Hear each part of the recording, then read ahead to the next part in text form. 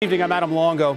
The holiday season can be a very lonely season for those who are suffering in silence. But we're here tonight to talk about a year-round problem and one that has hit our armed forces and veterans particularly hard: post-traumatic stress and suicide.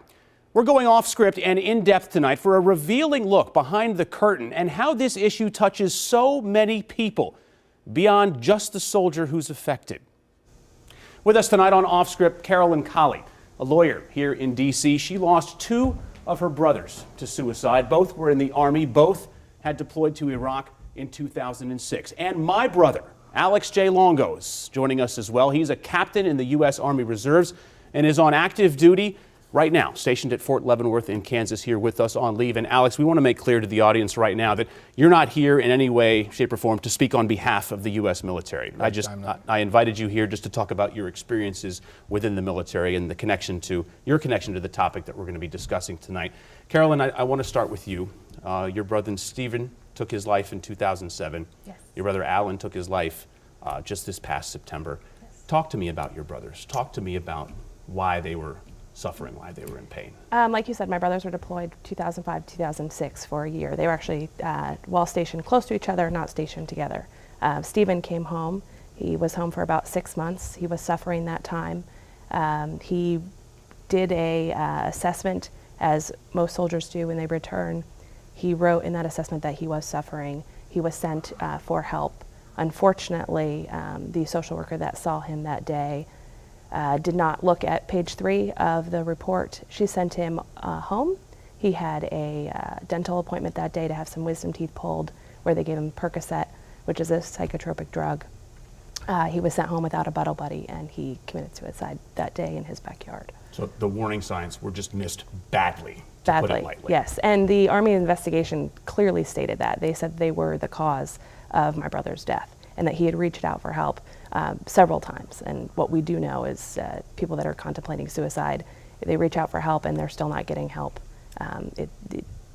There's no hope left.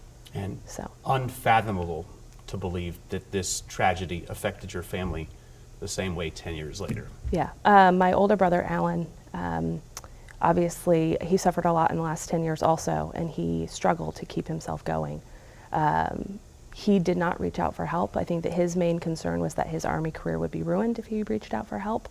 And so in September, he took his life. And Alex, you knew Alan. Okay. And that is a story that has been shared throughout military circles, that if people come forward and say that they are somehow suffering from some kind of mental illness or something's wrong, that they feel like that's going to hurt their careers. Right, there's a stigma attached to it because we're all kind of trained that you need to be resilient, you need to be strong, you need to, fight, you need to close with and destroy the enemy and do all these other things that, a lot of Americans don't typically get exposed to. And so there's a psyche involved with it that reaching out for help is a sign of weakness, when in fact it's just the opposite. It's just acknowledging the fact that just like you have a staff and you have other soldiers that work for you, you don't have all the answers, and that's okay to acknowledge that. Yeah.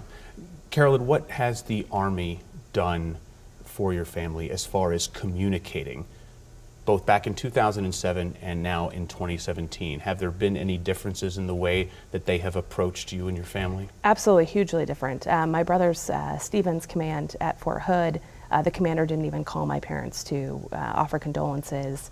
There was nothing. It was a long investigation. It took about 6 months. It was not good. In contrast, my brother's unit they held a memorial service for him. They've been there really every step of the way. The investigation is still pending, but... You are a veteran. Yes. Your father is a veteran. Mm-hmm. How in the world has your family coped with this? I think what gets me through is I do have siblings, and they are everything to me. My older brother Alan had 2 kids, and it's unbearable, but there's also an aspect of trying to do all we can to save somebody else this pain. Right. To that end, Alex, you enlisted in the Army, and you went in 2003. You continue now in the Army Reserves as an officer. How have you seen the Army's approach to PTSD and suicide change in the 14 years that you've been in the uniform? Well, there was a Like I mentioned before, a big stigma attached to reaching out and seeking help, because a lot of times by doing so, you'd expose yourself to additional, I say, quote unquote, trauma, because your security clearance could be up, in jeopardy just for seeking out for psychological counseling and things like that. And that kind of flipped. I noticed around like 2009, 2010 is when I started to see some of the language in the law change, specifically reflecting if you seek counseling for financial issues or for battle-related stress like PTSD, traumatic brain injuries, those things, that it specifically, they wanted to get the message out that it would not affect your career, and then just to kind of everyone in the culture to get accepting of the fact that a soldier reaching out was not going to affect their career, and that the soldiers felt like the command team supported them when they reached out.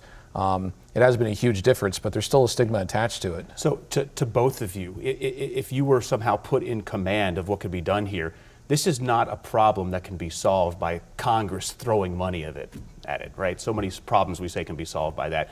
So if both of you were in charge of how to bring this problem under control and rein it in, Carolyn, to you first, what do you think the number one thing is that the military needs to be doing? I think that one of the main issues is right now there's the Ferris Doctrine, which means that in my brother Stephen's case, for example, although the military said they were the cause of his death, there's nothing that the family can do about it, that they just kind of get off scot-free, no questions asked. So I would love to see that change. I think the other problem is active duty service members actually cannot seek care outside. There's great organizations like Get Headstrong, the Headstrong Project, where they offer free counseling to active duty and veterans, but active duty actually cannot go see them. And I think, if someone needs help, I think they should be allowed to seek help anywhere. So Alex, if you were across the river at the Pentagon, what would be your deciding factor to help change things? Well, I think that a big part of it is relationships. I mean, I've had people, senior level, people talk to me about that. The Army can be great about collecting numbers as far as we've trained this many people in suicide prevention, but it's not translating into soldiers' lives saved. And that's a problem, is that it all starts with relationships. It's like, it's from the soldiers that are in Iraq, Afghanistan, all the way up to Korean World War II veterans. A lot of them are suffering and you don't know about it. And reaching out through a text message is not a replacement for a relationship.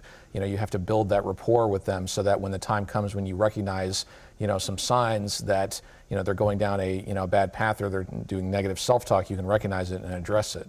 20 veteran suicides on average every day in this country, something that has to be turned around. Carolyn, Alex, we appreciate you coming on to talk about this crucial topic, and we hope that certainly we can affect change as a result of this conversation. This is an important topic, and I want to know what you're feeling about it tonight. Tweet to me using the hashtag OffScriptOn9. Write down your thoughts, and we're going to keep this conversation going online. And I would like to know